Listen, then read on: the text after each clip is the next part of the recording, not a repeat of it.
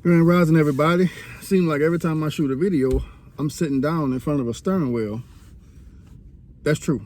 I'm always sitting down because I'm always at work, trying to make money the best way I know how. Anyway, I want to talk about a topic.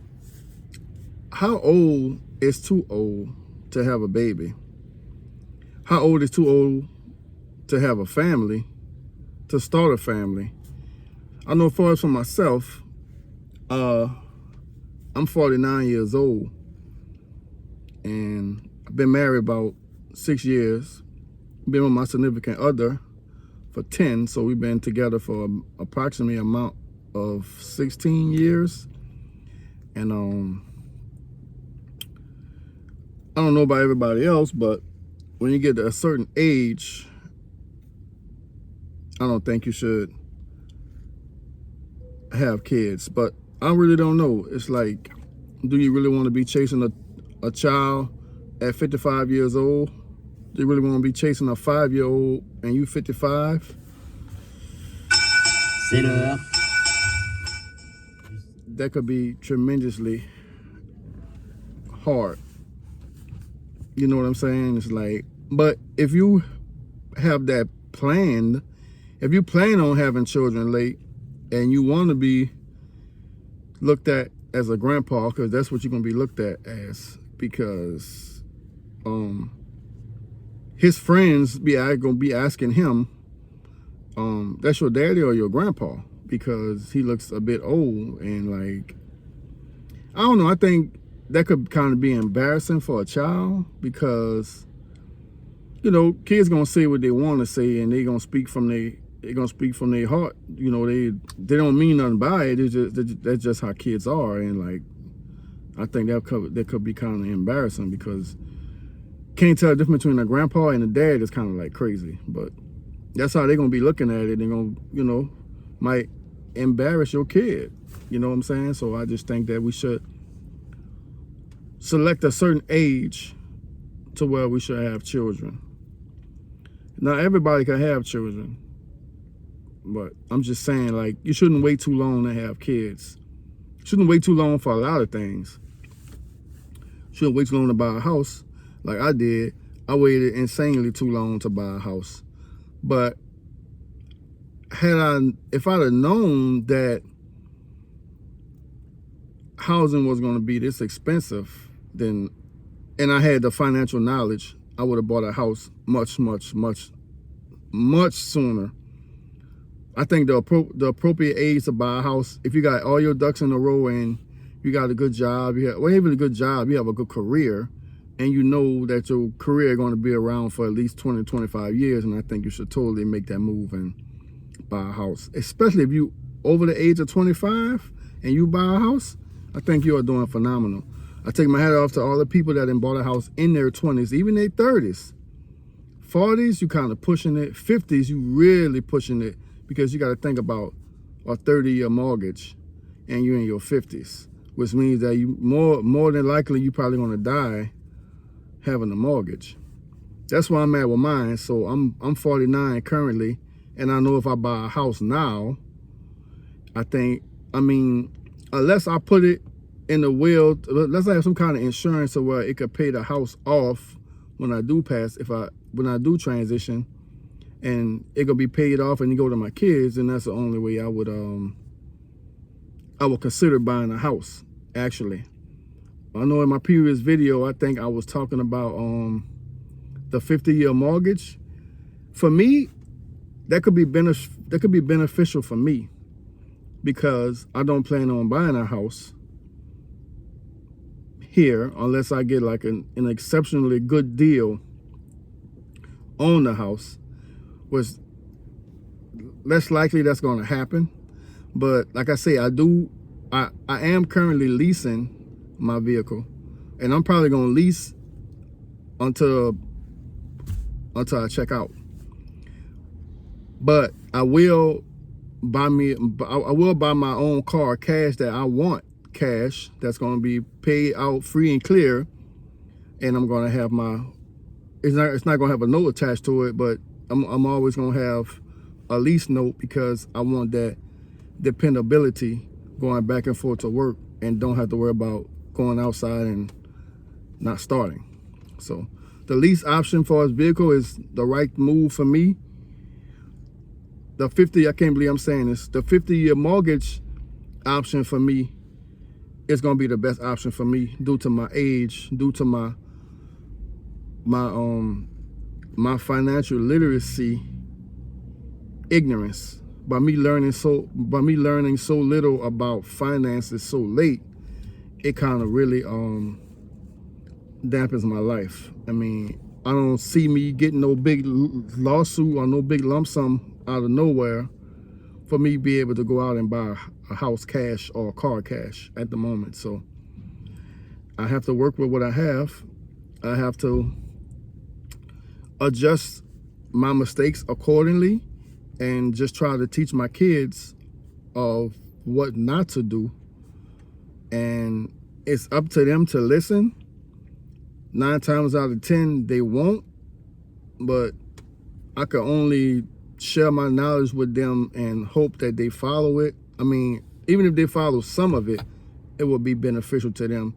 That way they know what not to do, and they can share that with their kids of what not to do as well. Like, I try to teach my daughter about financial literacy, about the stock market, about, you need to invest now while you're young. So if you invest now, 20 years from now, you'll have a substantial amount of money to where you won't have to worry about your financial life. Put it like that. So just trying to put that into perspective about. And then owning a house is a extremely big deal, man. And with housing insurance and everything going up, and along with everything else that's going up, man, you really gotta have your finances intact. Like you really gotta. Me personally, I think you should have your regular 9 to 5. I think you should have, nowadays you're gonna need a hustle. And I think you should have your little business too going on. All those 3 incomes at the same time. Yes, I said 3. You need at least 3 nowadays.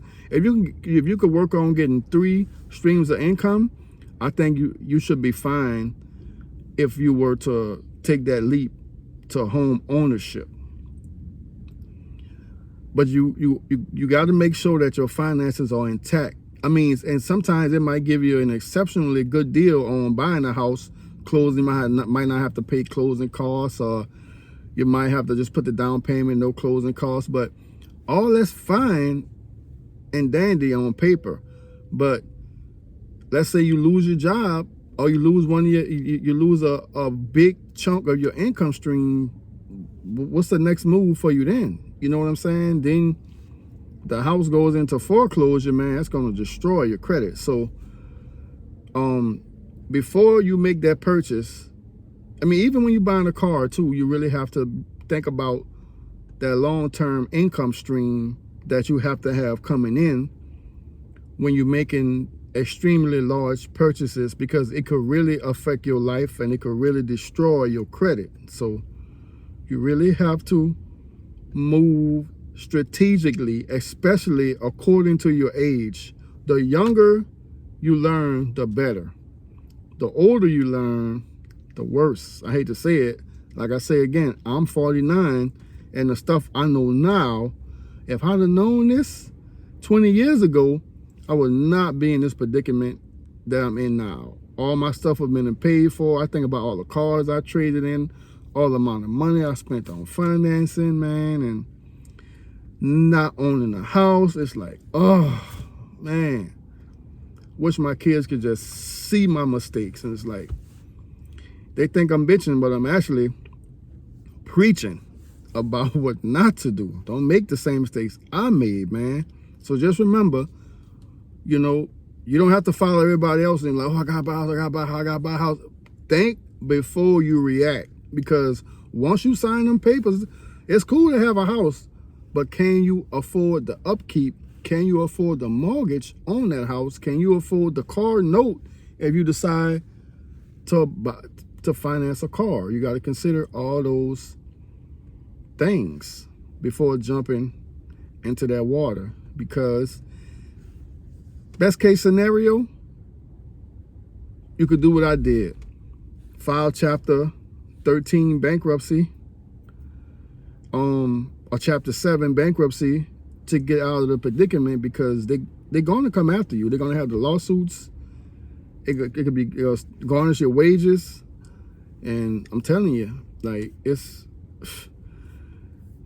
going to totally wreck your life, and the stress levels could lead you to a heart attack or a stroke, man. That's how bad it's going to be, especially when you see your paycheck and they didn't hit you and they took $900 out of your check, and your check was like $1,200, took all your money, man. Trust me, like, don't want to do that. So always think before you react, and no matter how good the deal is for the house or the car, you got to think long term. Always think long term about, how can I afford this?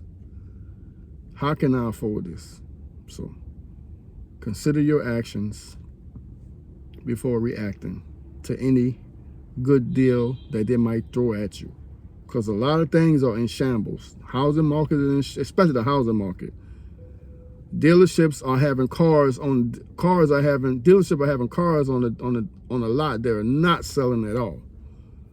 They're collecting dust, dirt, whatever especially electric cars. All that stuff is deteriorating.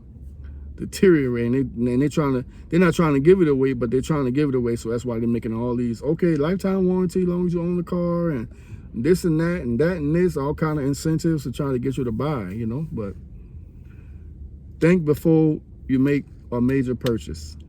Always consider every option in the world, and always think about the worst first before you think about the best. Oh, I can afford this. Think about the worst first. Think about, if you was to lose this income or you lose that income, how can you afford your bills if something horrific like that was supposed to happen? That's all I have for y'all today, man. Appreciate all my new subscribers. Thank y'all so much. Y'all make my day. I hadn't given up on podcasting, but y'all are inspiring me to do more and more and more, and I appreciate you guys for watching my videos. Thank y'all. Be blessed and have a great day.